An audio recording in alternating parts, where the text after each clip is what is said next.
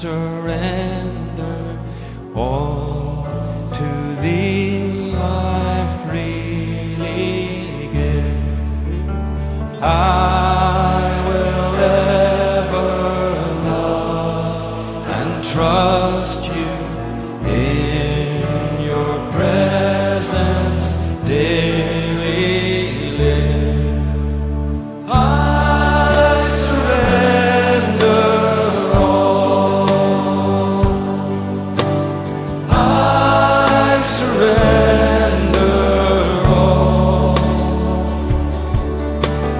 all to thee, my blessed Savior. I surrender all.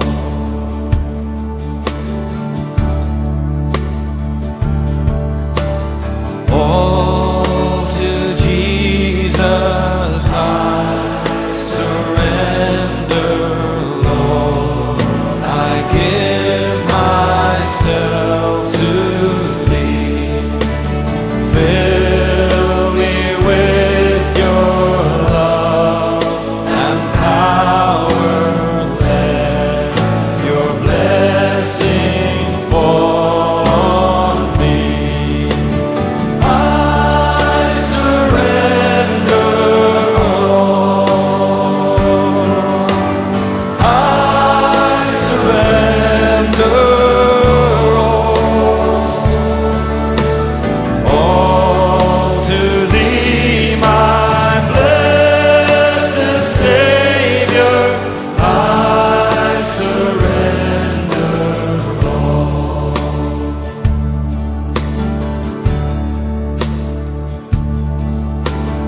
All to Jesus I surrender now.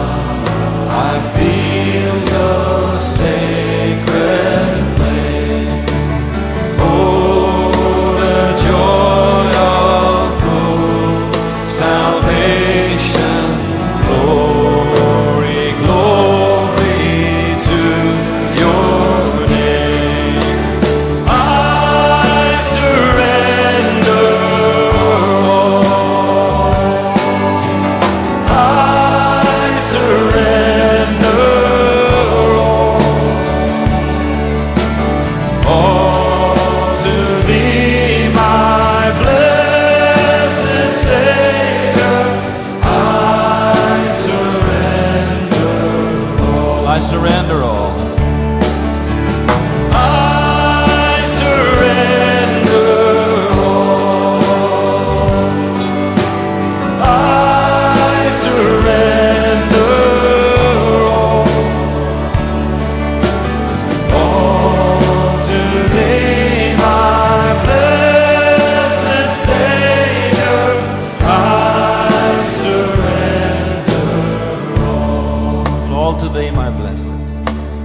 All to thee, my blessed Savior. I surrender all.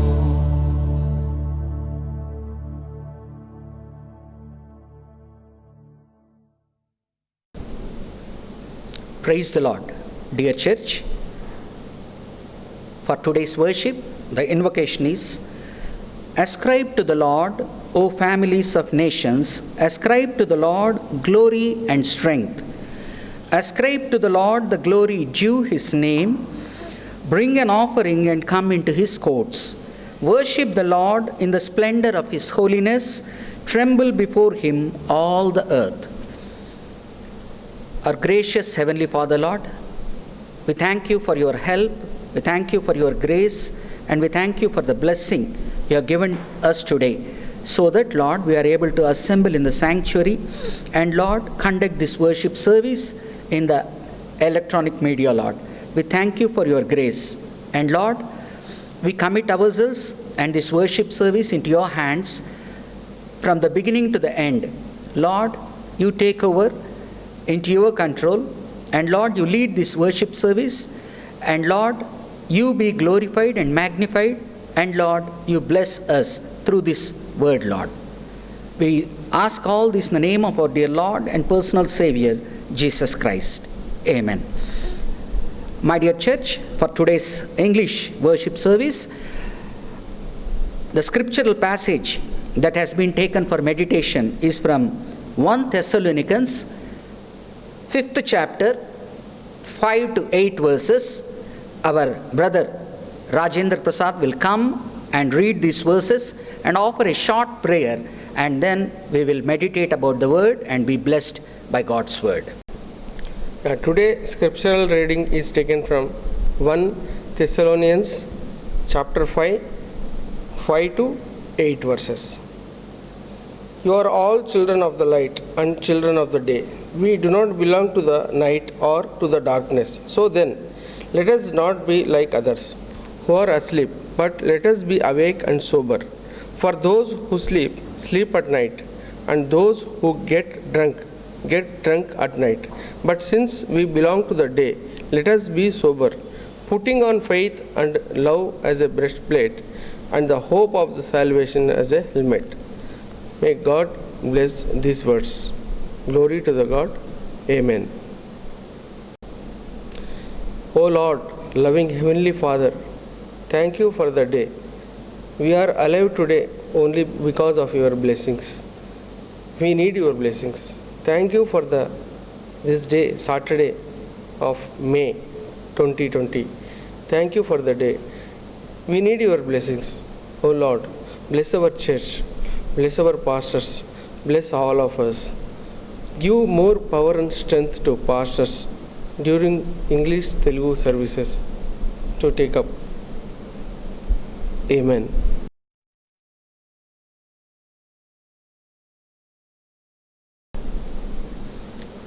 Praise the Lord. The word has been read amidst us from 1 Thessalonians. Today, we would not be meditating only from this passage, but we would be meditating from 3 passages which has the same essence of the passage, this Thessalonians passage. Romans 13th chapter, 11 to 14 verses, and Ephesians 5th chapter, 13 to 20 verses. In addition, the passage that is read amidst us, 1 Thessalonians 5th chapter, 5 to 11 verses. If you see the common strain, the thread of these 3 passages, it talks about this is the time of light, not the time of darkness, and this is the time not to sleep, but to wake up from our slumber. And because we are children of light, we should behave and live as children of light. So, this is the content of these 3 passages. And in each passage, Apostle Paul puts his thoughts about how we should conduct our lives amidst these troubled times. The reason for taking up these passages for meditation is, if we see outside or inside, even in the church amidst Christians also, from the time of the lockdown, each one of us thought that this lockdown would be removed after 15 days or 20 days. But when we see that this lockdown is being prolonged, when it is taking too long to be removed, we need to check our lifestyles.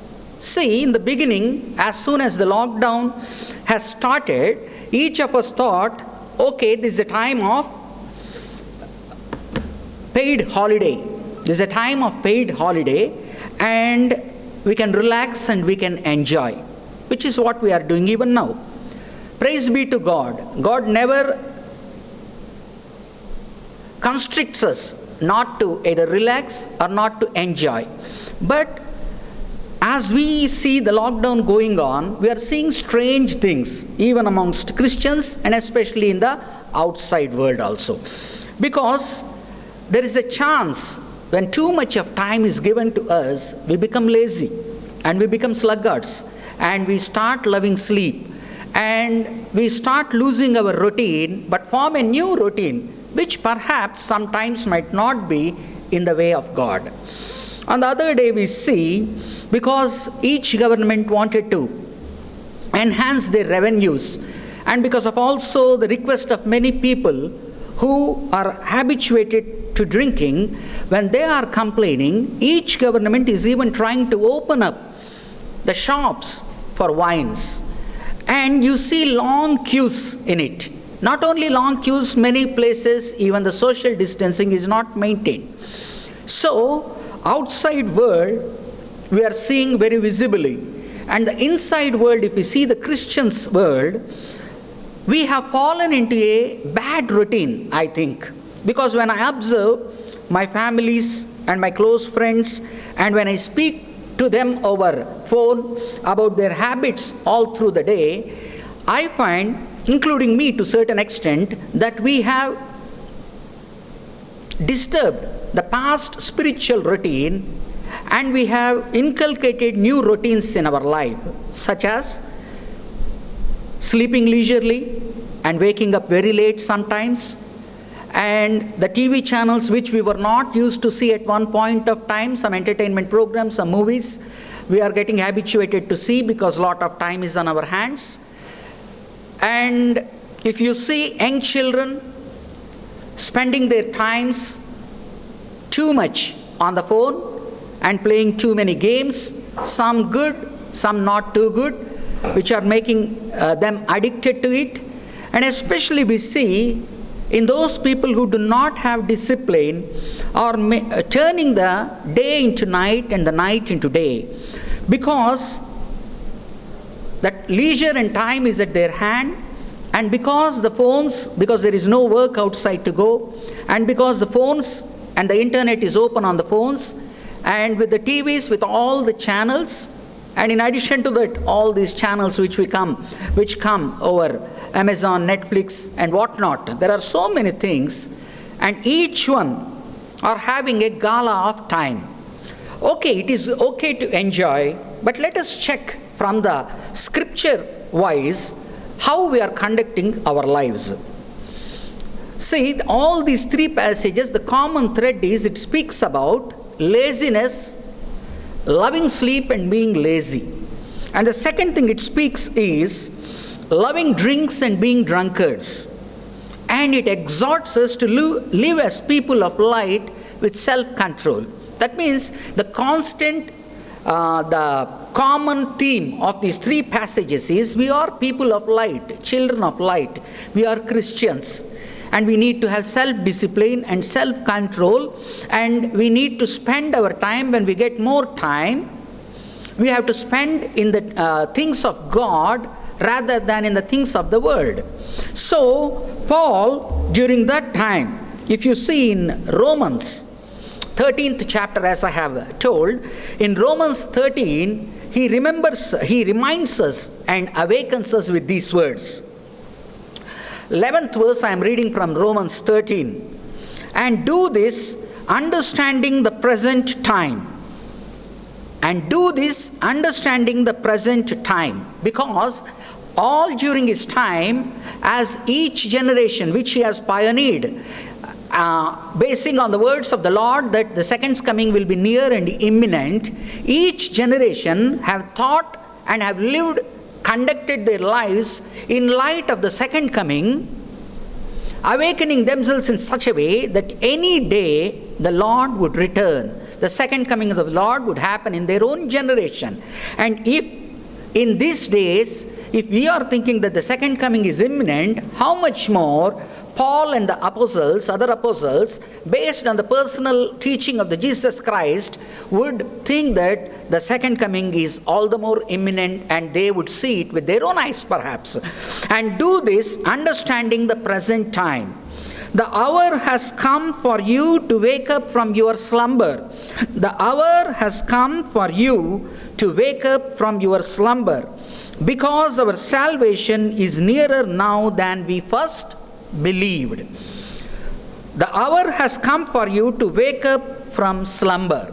So it talks about both physical slumber when we sleep too much, or the spiritual slumber when we neglect the things of the Lord and we are consumed by the things of the world.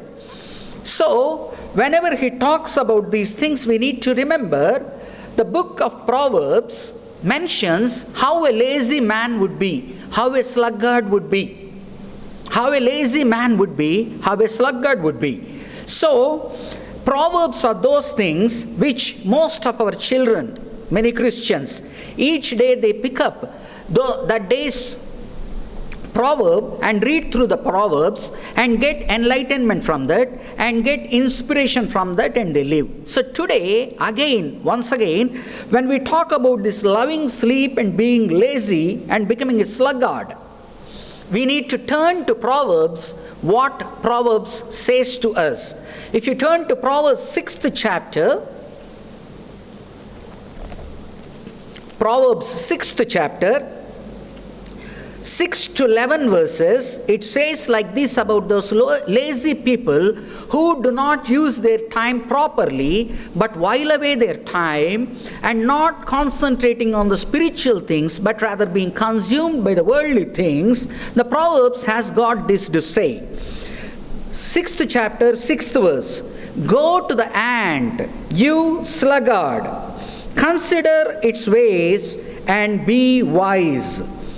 It has no commander, no overseer or ruler, yet it stores its provisions in summer and gathers its food at harvest. How long will you lie there, you sluggard? When will you get up from your sleep? A little sleep, a little slumber, a little folding of the hands to rest, and poverty will come on you like a bandit, and scarcity like an armed man. It is talking about the self-discipline of an ant and the forethought of an ant and how it foresees about its future and how it controls its life and how it disciplines its life in spite of not having an overseer or commander, without somebody waking them up that it is day, come on, wake up. It wakes up on its own and it stores its food for the future. Similarly, we need to understand, we as Christians, as we go and become spiritually mature, we cannot depend upon our parents to wake us up in the morning.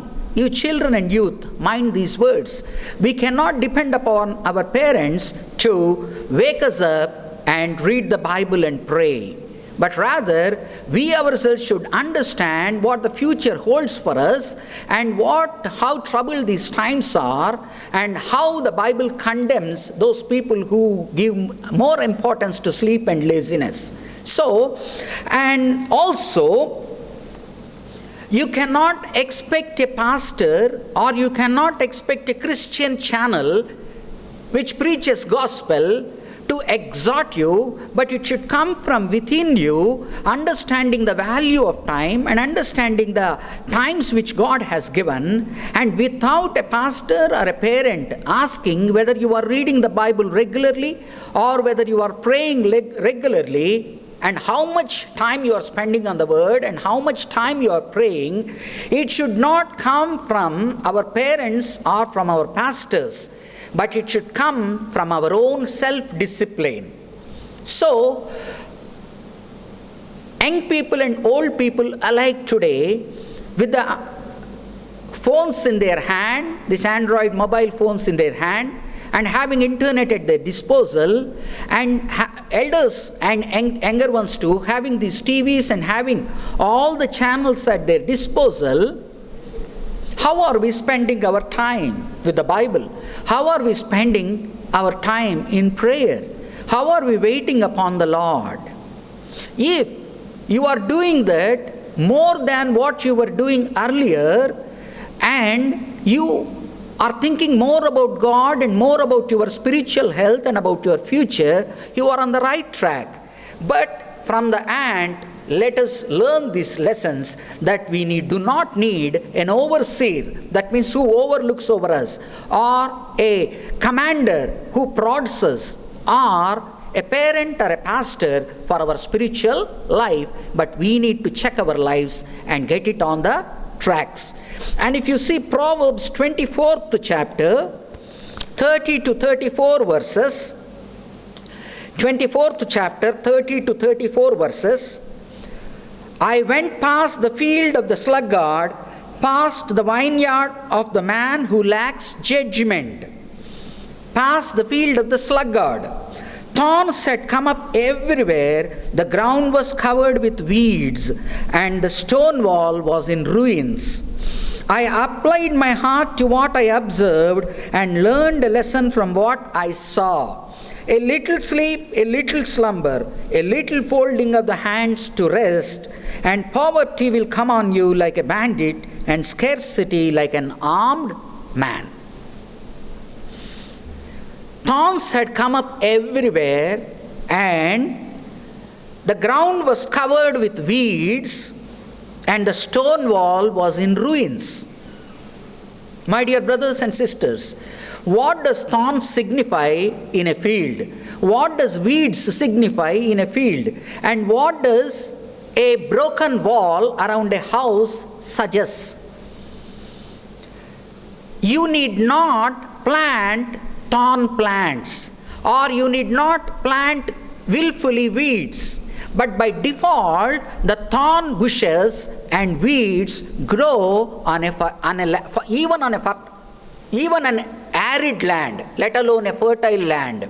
So, and if we do not consciously sow something in the field, as the weeds and the thorns grow on their own by default, even in our spiritual life too, if we do not willfully, consciously go to the Bible and read the Bible, or go to God and pray and make it a habit for us, the more and more we sow, the more and more we reap.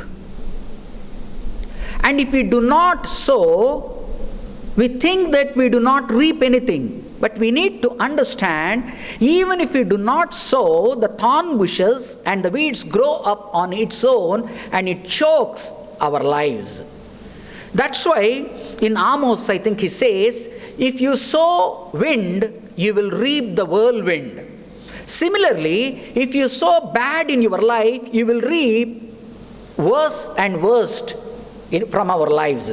And even if you do not sow anything, the devil by default will keep on going, sowing thorns and weeds. So, my dear brothers and sisters, let us be reminded once again, consciously, what are we doing with our lives?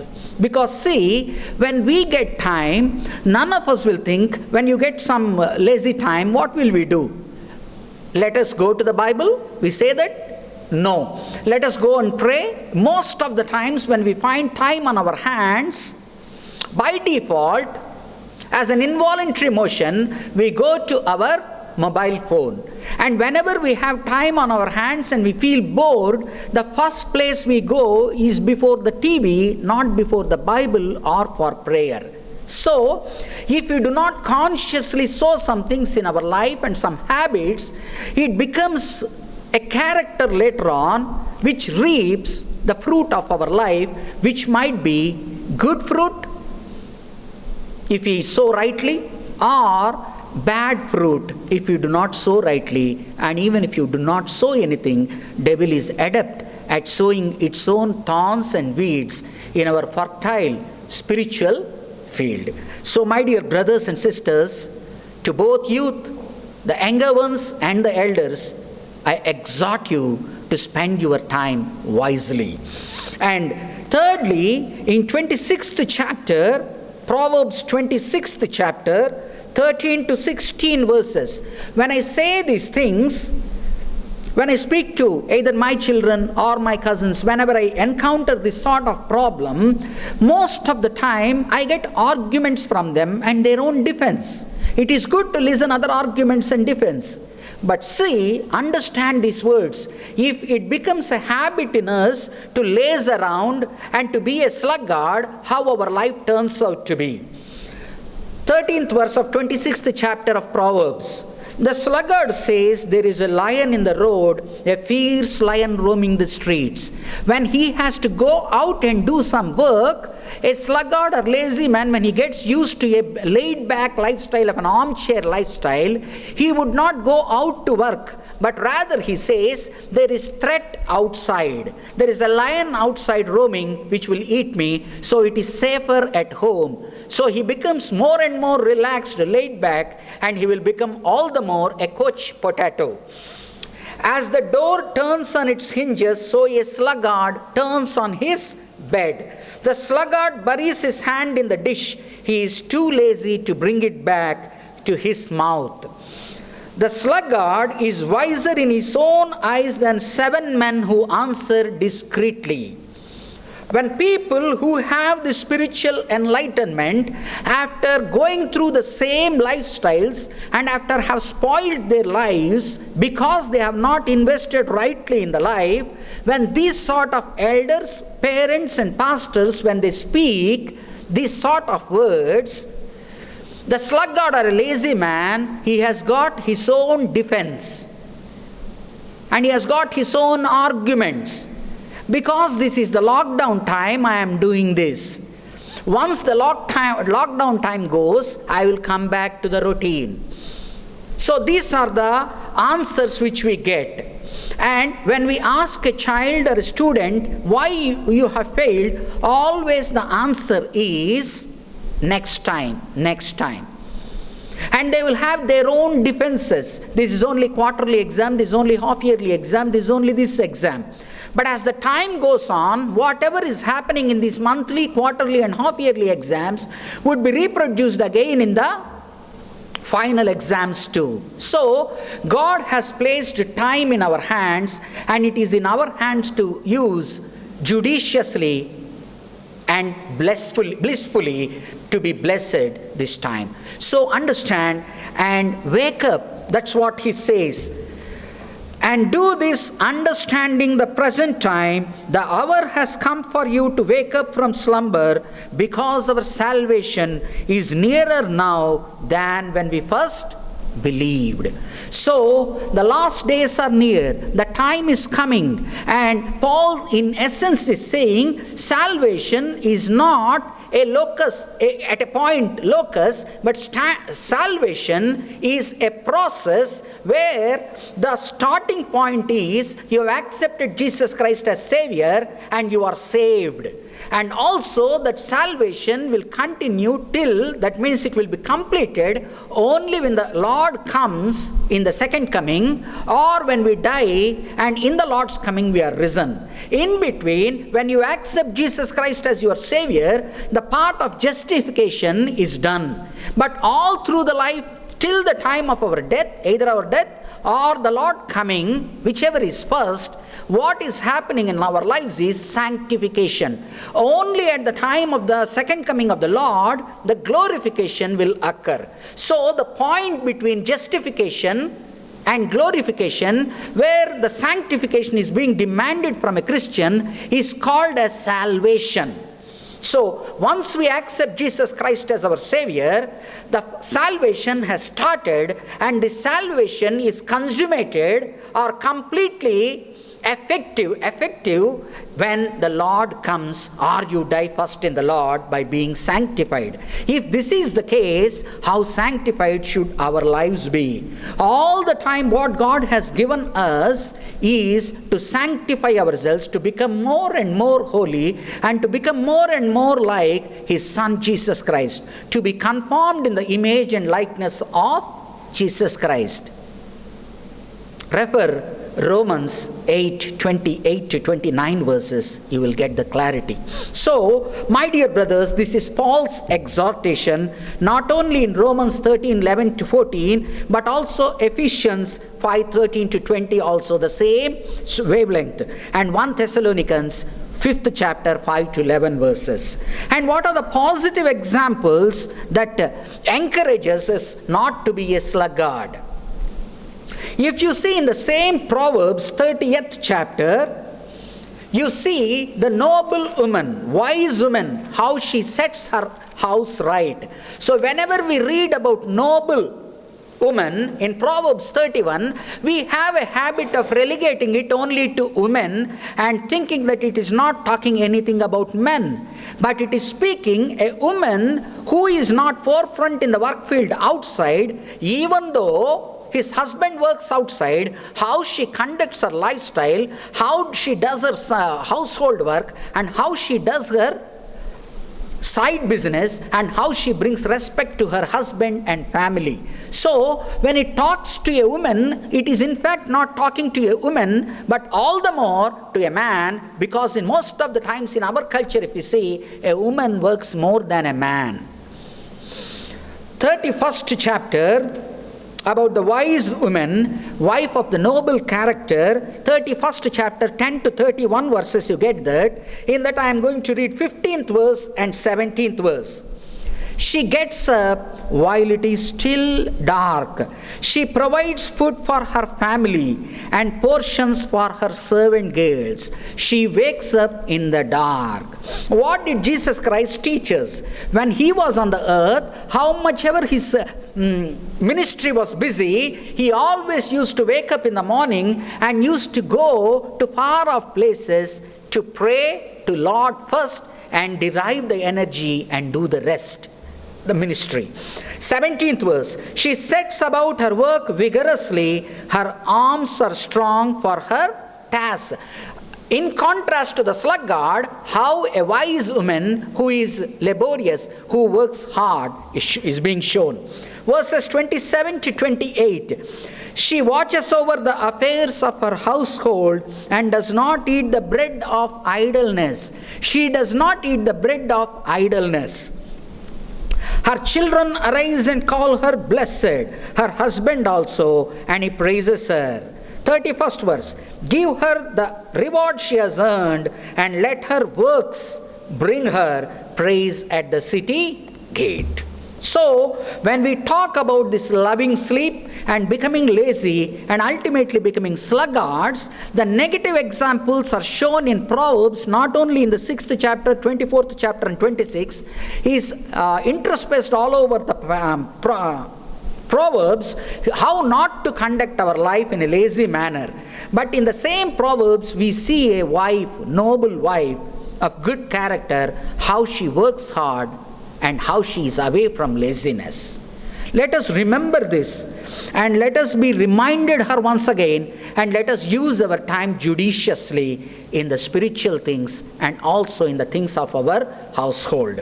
And secondly, it talks about loving the sleep and being lazy, and secondly it speaks loving drinks and being drunkards. If you see, outside, the wine shops are open because many people are not able to stay away from wine. And government also is thinking that because it is the best source, revenue source, they have also opened. And on the other day, all of you might have seen long serpentine queues before the wine shops without any social distancing too sometimes.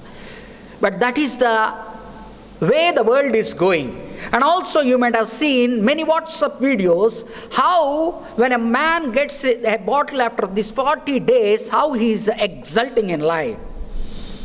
And I have seen one video where it says, in all my 27 years of life, this is the happiest day. He is holding a wine bottle and proclaiming to the world. So it has become an addiction.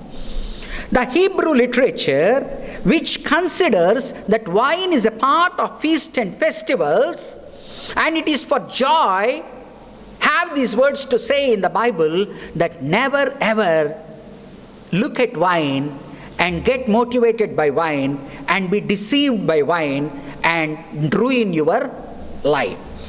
Turn with me to Proverbs 23rd chapter. Proverbs 23rd chapter. 20 to 21 verses. Do not join those who drink too much wine or gorge themselves on meat. For drunkards and gluttons become poor, and drowsiness clothes them in rags. In the same chapter, 29th to 35 verses, about these drunkards, how they behave when they are drunk.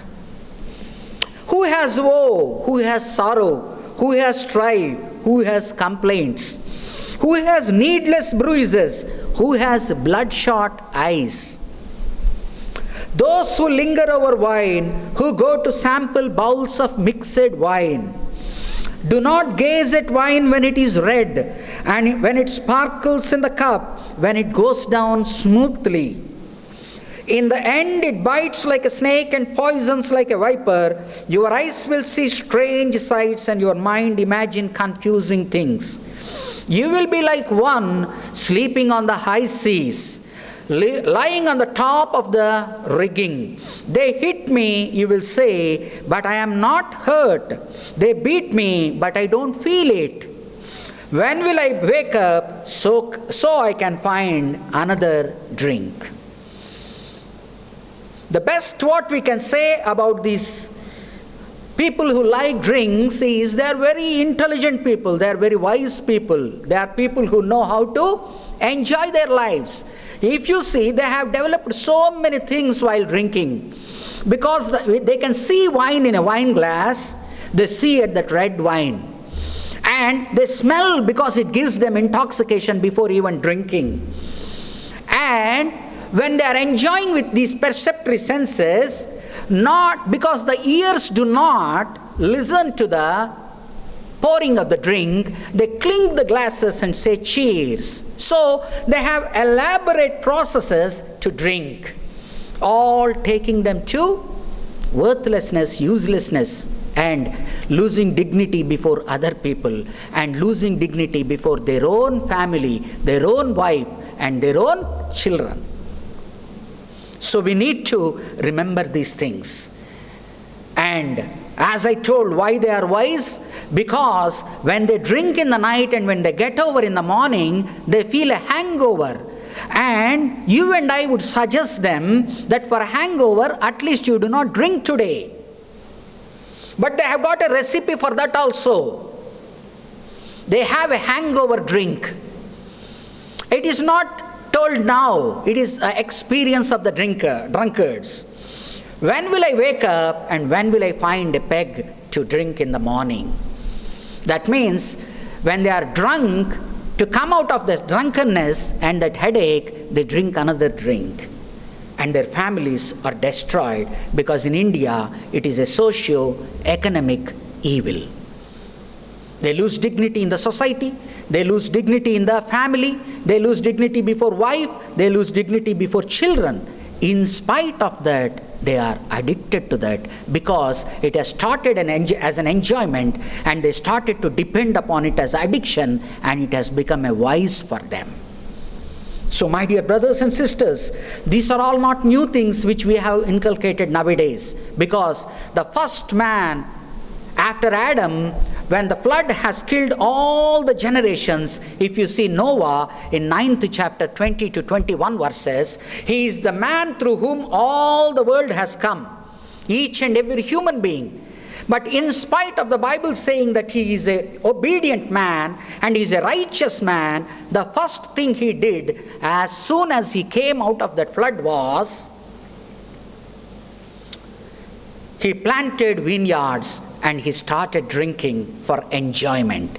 But it went to such a stage, on one day he was drunk and he was naked, and his sons came and saw his nakedness. And one son saw his nakedness and told to other two sons, and those two sons took enough care not to see the father's nakedness, and they went backwards and they covered him with a cloth. But the son who saw him as naked was cursed by Noah, the Ham, and his generations. The man Noah drunk, and the curse was gotten by the son. And if you see the original language of that passage, even some sexual acts, that means that indications also are there. That means it is a lurid passage where what should not be done amongst people, what should not be done among especially Christians. And secondly, we see Lot, Abraham's cousin Lot. And in 19th chapter, when Sodom and Gomorrah was destroyed, and Lot his wife is dead because she looks back and becomes a pillar of salt. And both the daughters think that there is no other man around. How can we get children? Because there are no other man around. And they make his father drunk. And that man drinks and becomes senseless. And these two women, each one night, they sleep with the father and they beget two sons, Ammon and Moab. And the Bible says in the 19th verse, let me read those verses for effect. 19th chapter, 30 to 35 verses. 19th chapter, 30 to 35 verses. 33rd verse. That night they got their father to drink wine, and the older daughter went in and lay with him. He was not aware of it when she lay down or when she got up. 35th verse. So they got their father to drink wine that night also, and the younger daughter went and lay with him. Again he was not aware of it when she lay down or when she got up. Apasmaraka sthiti. Senseless.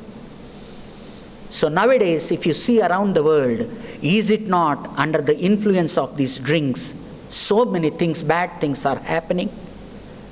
A drunken father comes to home and sees his own daughter and ravages, and the poor mother can't say anything. And these drunken men go outside, and young children and young women fall prey to them. Is it not because of drinks? So drinks has got its own disastrous effects.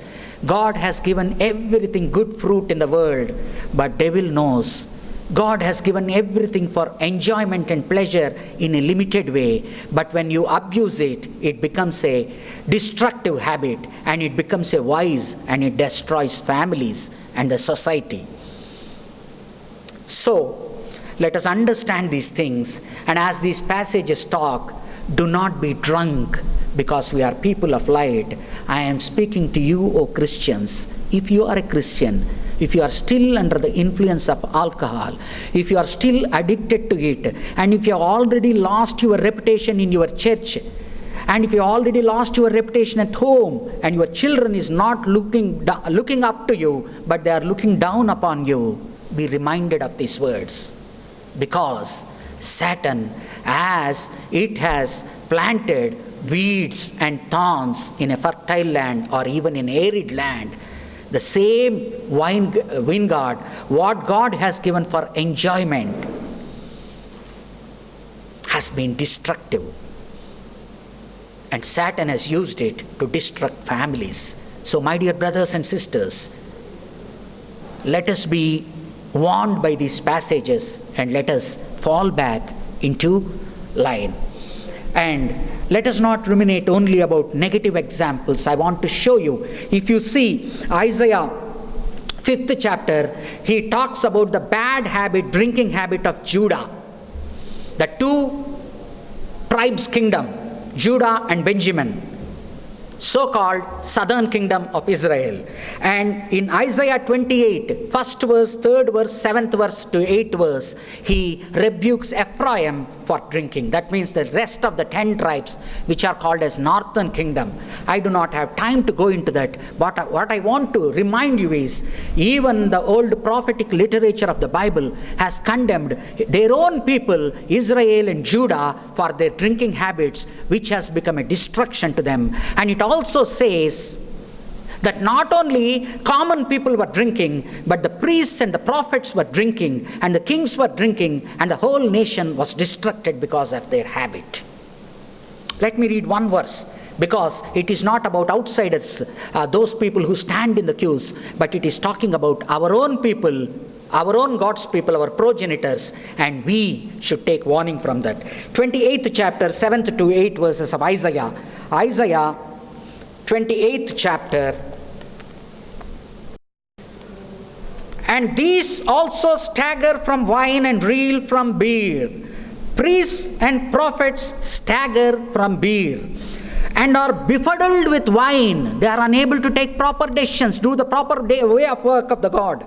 They reel from beer. They stagger when seeing visions. A prophet has to see a vision, but these drunkards are seeing different visions. They stumble when rendering decisions. All the tables are covered with vomit, and there is not a spot without filth.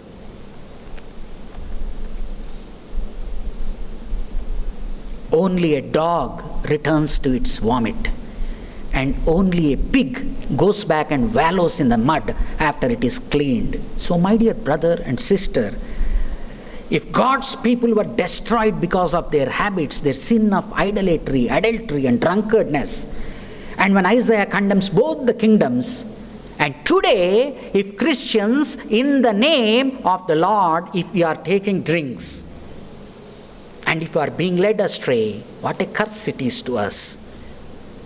So, my dear brothers and sisters, be warned about it, but also let us take encouragement from these words. Jeremiah 35 mentions a chapter of Rechabites. There are a people called Rechabites.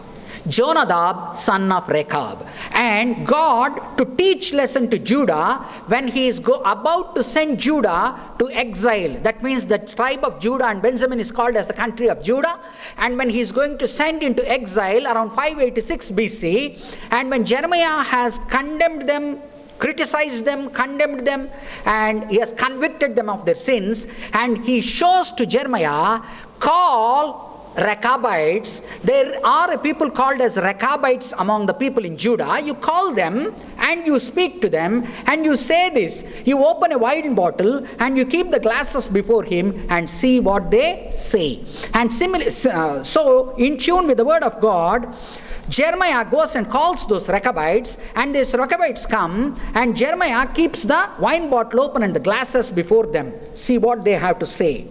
Jeremiah 35th chapter, Rechabites. First verse. This is the word that came to Jeremiah from the Lord during the reign of Jehoiakim, son of Josiah, king of Judah. Go to the Rechabite family and invite them to come to one of the side rooms of the house of the Lord and give them wine to drink. 5th to 6th verses. Then I set bowls full of wine and some cups before the men of the Rechabite family and said to them, drink some wine. 8th verse. We have obeyed everything our forefather Jonadab, son of Rechab, commanded us. Neither we nor our wives nor our sons and daughters have ever drunk wine. 18th to 19th verses. Then Jeremiah said to the family of the Rechabites, this is what the Lord Almighty, the God of Israel says. You have obeyed the command of your forefather Jonadab and have followed all the instructions that have done everything he ordered. Therefore, this is what the Lord Almighty, the God of Israel says. Jonadab, son of Rechab, will never fail to have a man to serve me.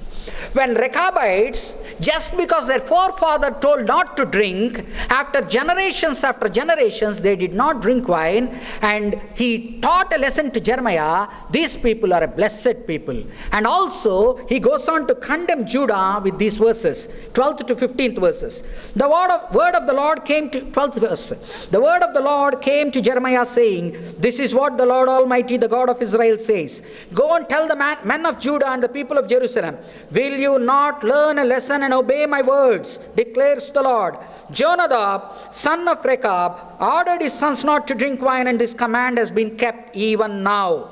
To this day they do not drink wine, because they obey their forefathers' commands. But I have spoken to you again and again, you have not obeyed me.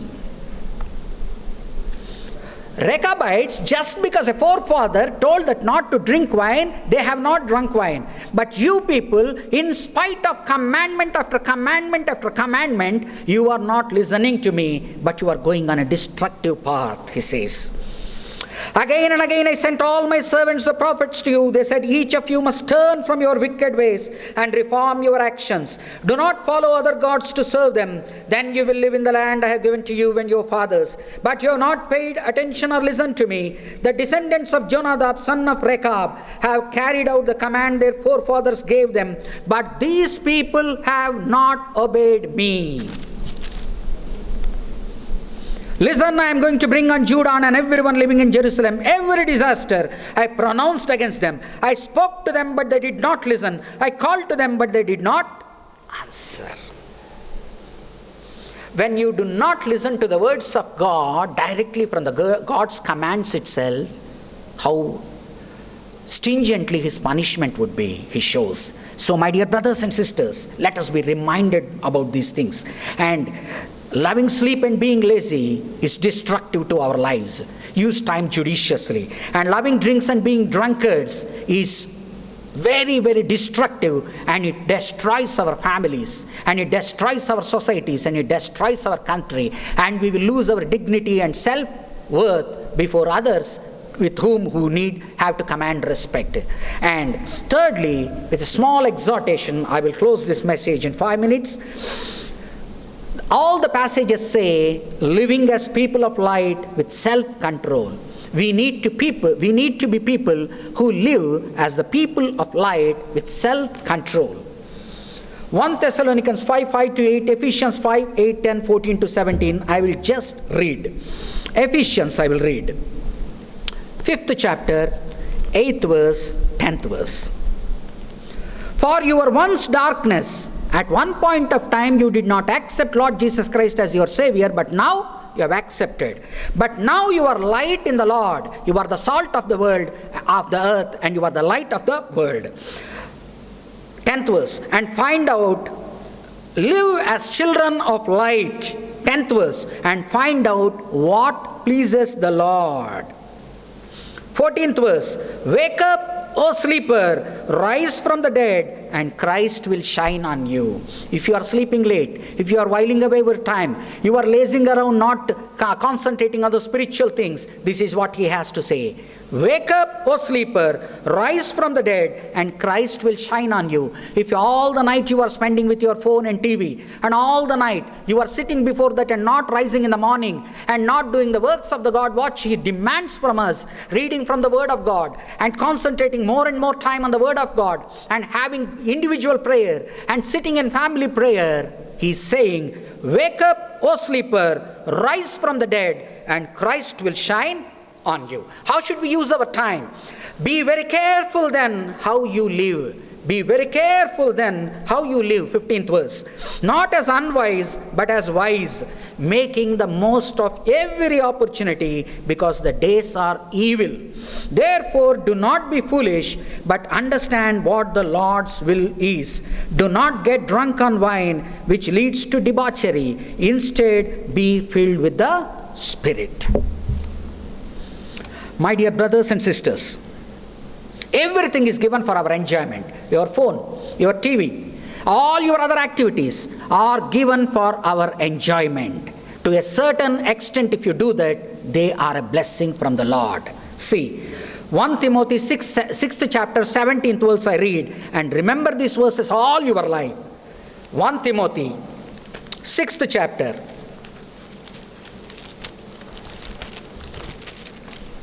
1 Timothy 6th chapter, 17th verse. Put your hope in God, who richly provides us with everything for our enjoyment. Put hope in God, who richly provides us with everything for our enjoyment. Everything, when it is done in limit, is for enjoyment. If it crosses the limit, and if it becomes a habit, and if you are getting addicted to it, let it phone or TV or a movie, whatever your habits are, if they are in limit, they are an enjoyment for you. But if you cross the limits, it has become an addiction, it has changed your character, and it is going to change your destiny. And they are called as addiction, and they are called as vices, vyasanalu, vice. Everything with self-control. I will read 1 Thessalonians 5, 6b to 8, what it talks. 5, 6b. 1 Thessalonians 5, 6. So then, let us not be like others who are asleep, but let us be alert and self-controlled. Let us be alert and self-controlled. Self-control and self-discipline are the virtues what God wants to have with us. Because He has given all the things in the world for our enjoyment. But when it taken far, it becomes a habit to us. And habit changes, it becomes our character. And that character leads to changing of our destiny. If you do in limit, it is enjoyment. If you do more than the limits, it is an addiction and a vice, and it is going to destroy and destruct the lives. And Paul has these words to say, 8th verse, but since we belong to the day, let us be self-controlled, putting on faith and love as a breastplate, and the hope of salvation as a helmet. What is Paul's war cry? What is Paul's slogan? Paul's war cry and Paul's slogan is this in 1 Corinthians. Everything is permissible for me. Corinthians were saying, because we are children of God, everything is permissible for us. Let it be foods. And let it be going to idols. Everything, because we are in the Lord, everything is permissible. He says, everything is permissible for me, but everything is not beneficial for me. And in 1 Corinthians 6:12 he says these words. And 1 Corinthians 10:23 he says, everything is permissible for me, but everything is not beneficial. He goes on to the next way and he says, everything is permissible, but everything is not constructive. And in 1 Corinthians 6:12 he says, I will not be mastered by anything. I will not be mastered by anything, he says. So my dear brothers and sisters, everything is permissible for you, but they are not beneficial for you. Everything is permissible for you, but they are not constructive for you. And everything is permissible, but I as a Christian will not be mastered by any habit, but I will be the master of that habit, and I will have my destiny and destination in my hands, and will submit my life to God and be blessed by God and go to heaven rather than to hell. So my dear brothers and sisters, in Romans 13:14 he says, clothe yourselves with Jesus Christ. Clothe yourselves with Jesus Christ. When Adam and Eve had God, they were naked and they did not feel shame. But when they went away from God, the same nakedness has made them to be ashamed, and they stitched some sort of leaves and they hid their shame. And then God has provided them good leather clothes from the animal's leather, and He covered them. Similarly, today, God has taken away our shame and guilt by giving His Son Jesus Christ on the cross. So those of us who have accepted Jesus Christ as our Lord and Savior, there is no shame in Him because we have the Lord. So He's saying, clothe Lord Jesus Christ and do not give your life and body for sinful deeds.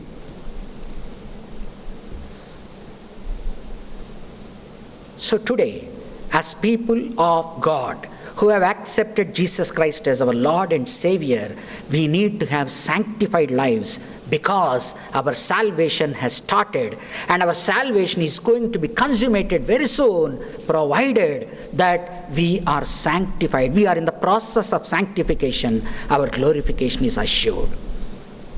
So, what sort of a people should we be? Because I am holy, you be holy. Because I am always at work, you be at work.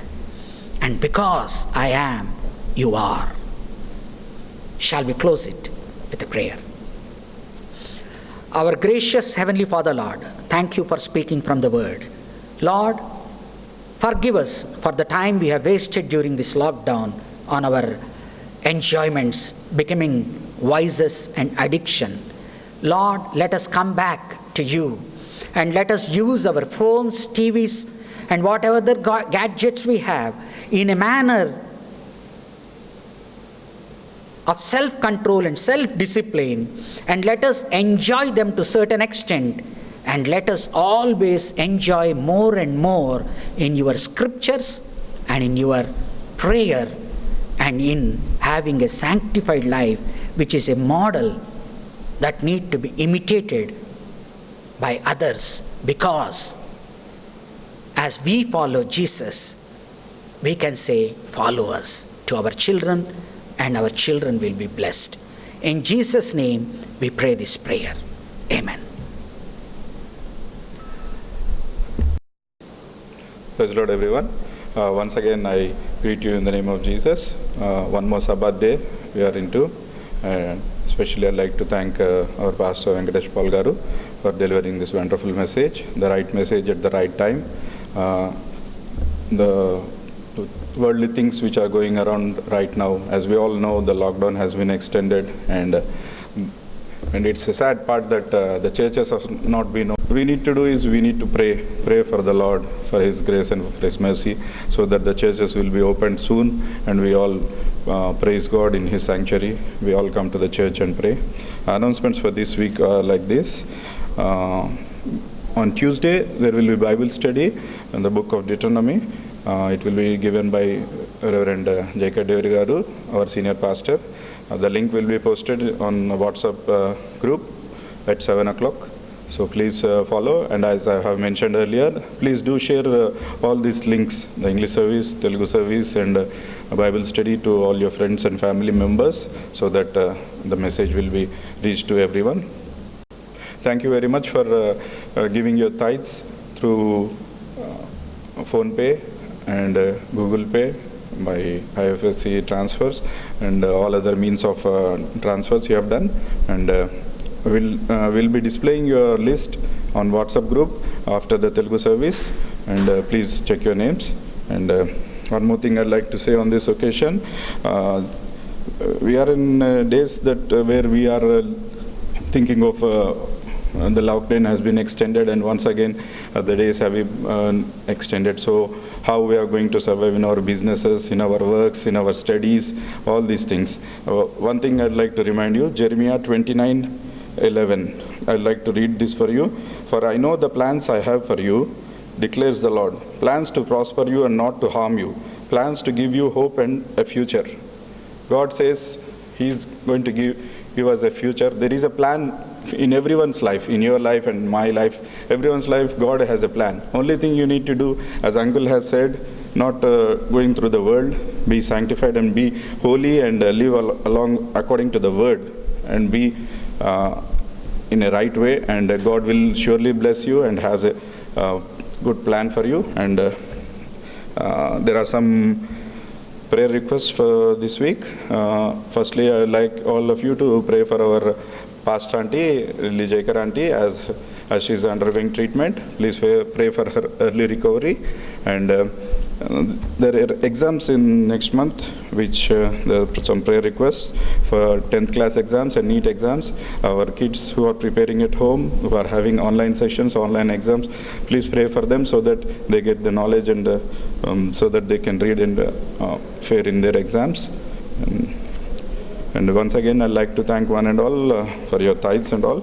Please do pray for our pastors, our members, each and everyone, so that and also early to release this lockdown, and we all gather in the church and praise and worship our God. Thank you. Shall we close this worship service with the Lord's Prayer and benediction? Our Father who art in heaven, hallowed be thy name. Thy kingdom come, thy will be done on earth as it is done in heaven. Give us today our daily bread. Forgive our trespasses as we have forgiven those who have trespassed against us. Lead us not into temptation, but deliver us from the evil. For thine is the kingdom, glory, power, and honor forever. Amen. May the love of God the Father, the grace of His Son Jesus Christ, and the sweet communion of the Holy Spirit rest and abide upon each one of us, now and forevermore. Amen. Go in peace and bear fruit.